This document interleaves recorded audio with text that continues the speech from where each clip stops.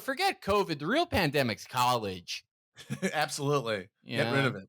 Oh, this is awful. I mean, like we've said, we need some based libs to even out this equation. I mean, Because we this know that can't be they're everyone. rising, and now we've got Biden just being like, "Fucking inflation is up, gas prices are insanely high." He's not going, "I feel your pain."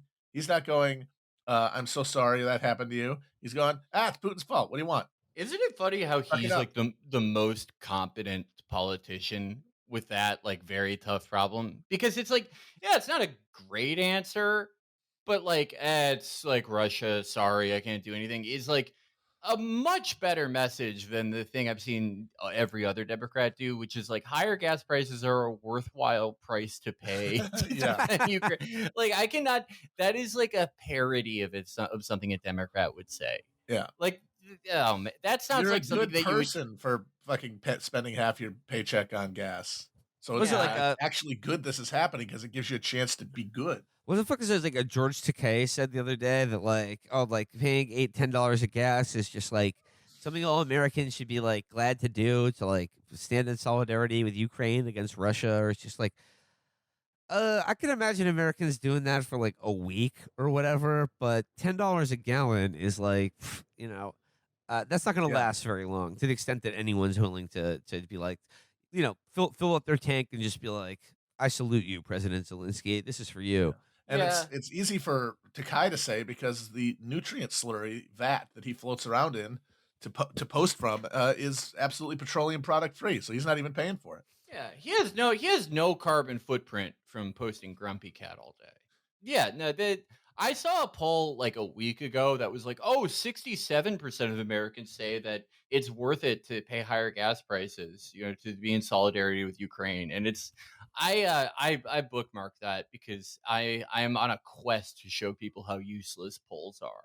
Because holy fuck, is that going to go down in flames? When it actually happens? Yeah. Hey, what do you think about this thing? Absent any actual impact on my life is a totally theoretical proposition, and also with me wanting you, the pollster, to think that I'm good. Yeah, it's fine. I'm civic minded. Yeah. All right. The John Cass article takes another quite a good turn here. If you want to talk about like conservatives just adopting the soy for themselves, it goes on. He writes here: Italians are demanding an apology, and Onesti was disgusted by Mayor Phallus Maximus. We've been fighting media stereotypes, he said. We're not a community that does a whole lot of marching and complaining and protesting. Really? Italians have never complained. Remember when a literal mob boss started an Italian anti-defamation league?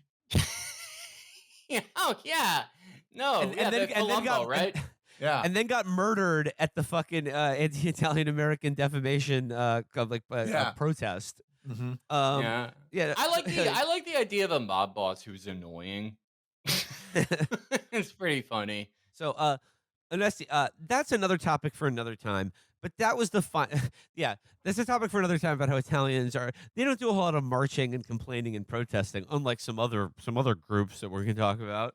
I mean, they get the biggest parade in any city like every year. That's marching and complaining and St. Patrick's Day and Columbus Day are forms of protesting, in my opinion. It's true. They're way more disruptive. He goes, that's a topic for another time. But that was the final straw. Now she's made it a personal thing. By doing so, she not only infuriated leaders of our community, but others. I'm getting a call from African Americans, Native Americans, Latin Americans. She crossed the line and unified us all. She made it personal. What about our dicks? Yeah, we need to know what you think of our penises and how they relate to yours. This is erasure. I notice he's not going to call us from Irish Americans. I'll just say that, right? That's fine. Don't worry about it. Yeah, we understand. Lori's got a bigger dick than us. We're not gonna fight about this. But yeah, no, he's getting calls from men all over Chicago who's like, Mayor Lightfoot, you made it this time it's personal. Wait, he's saying he got calls from from all the people who walked in the bar from that format because like the tenor of the calls is like, oh my god, I'm so sorry. What the fuck? Are you okay? Is that what he's saying? Yeah. I don't believe that. He called them in and held space for them. He is lying. I mean, I mm, I don't know. This guy just sounds like he wants to be in the newspaper. I'm on I just Lori's side. I love the leader of every like civic and community organization is just calling this guy to be like, we stand with you and the small dicked community. No, he goes on. He writes, "Would Onesti ever say such things in front of his family or his nona? No," he said.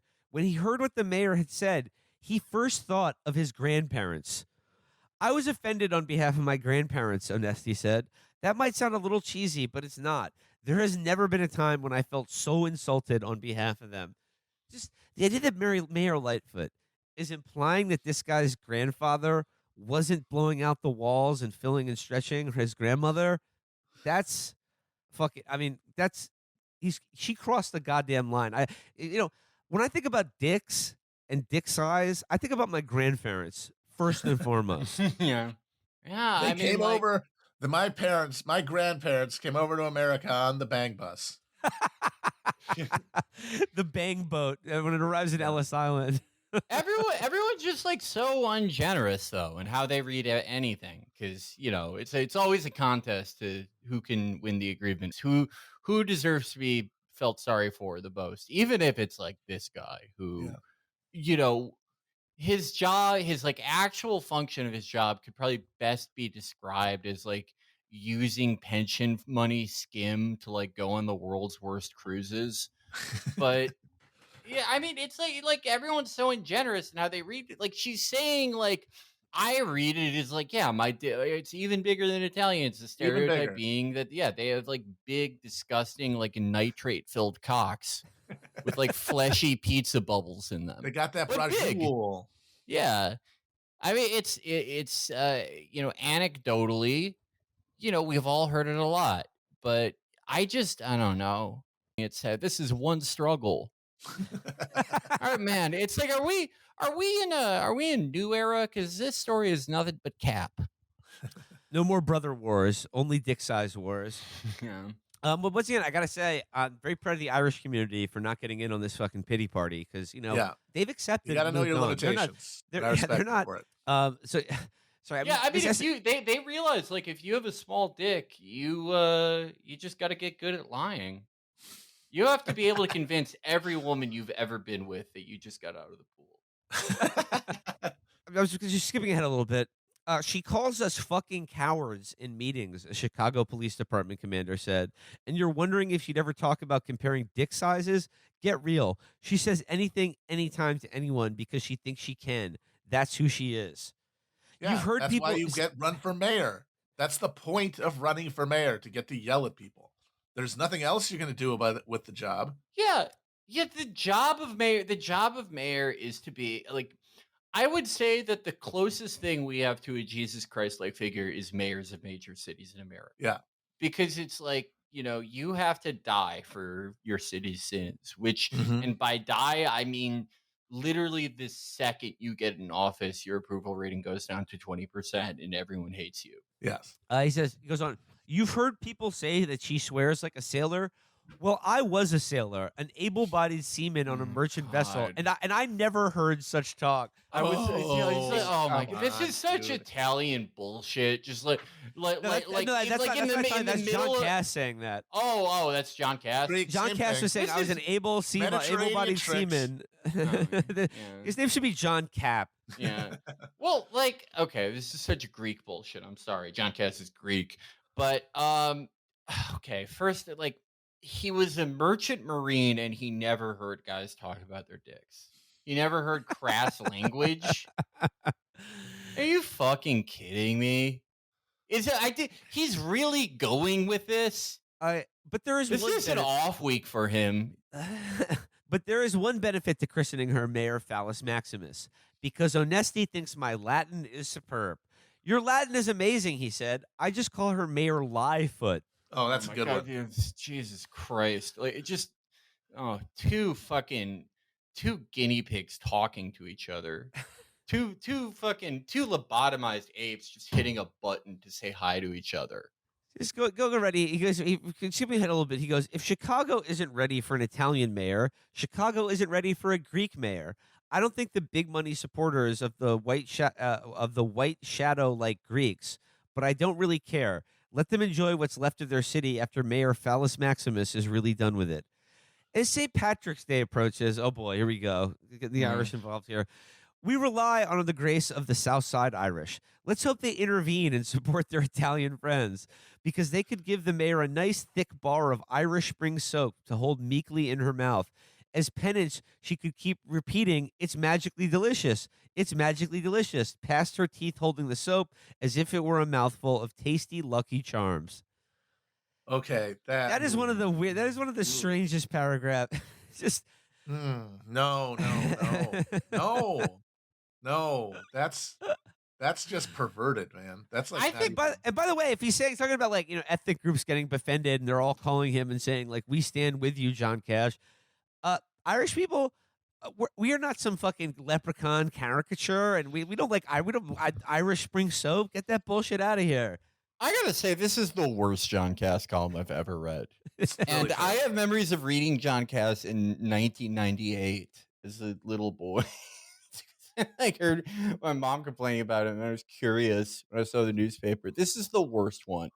This is terrible. This is like it only like it just no energy. None of Cass's usual flourishes of depressing life. Like looks into his life. Nothing. He's not even making like not even his usual like point that at least makes you go, oh, like what a terrible guy. This is it's literally all about cussing, and it's off the rail. Like this is only acceptable to write something this bad and lethargic if like your son died that afternoon. This is terrible, Yeah. John. No, this is the Lion in Winter. This is him no longer on at the newspaper and on his little blog. He's ready. Yeah, this is John Cass News. No editors. I want to do a training montage where I get the old Cass back. I want to just wake him up at 5 a.m. every day and make him watch rap videos. Like Just get him steam coming out of his ears. Yeah, dangle sausage behind a network of contraptions, and then when he gets to it, it's a hologram. I want to get the old cast back because this is awful. This is depressing, man. He's lost his fire. Yeah. This should really be like anybody who thinks like fucking Substack and that shit is like, oh, this is great. We don't need newsrooms and editors. We've got just direct access to the mind dollops of our thought leaders. It's like, yeah, this is what you get. Just zero quality control at all. I do like the phrase Awful. though. I do like the phrase "a mouthful of tasty Lucky Charms" because I imagine John Cass like he like secretes away hidden Ziploc bags of Lucky Charms so he can eat them secretly so his wife doesn't yell at him or something. I think John Cass hides, like, I feel like every trick that prisoners have for getting razor blades and drugs into prison, that's how John Cass gets candy around the house. I feel like he's used a knife to cut like a slit into his own cheek to put Tootsie Rolls in. He's boofing fucking a Snickers bar. Yeah. John Cass is in husband solitary for sneaking a payday into the ballet or whatever awful outing his wife took him on. He's playing a harmonica and he turns to the Columbus statue next to him and says, "What are you in for?" Being white. Well, I mean, he ends the column by saying, "Mayor Phallus Maximus, the days of honoring yourself will soon be at an end. But before you go, would you mind letting Christopher Columbus out of jail?" Free my man. So I guess he was trying to like draw a thread that like of Lightfoot like treating Italians poorly. It's like the dick thing and then Christopher Columbus, but he doesn't even.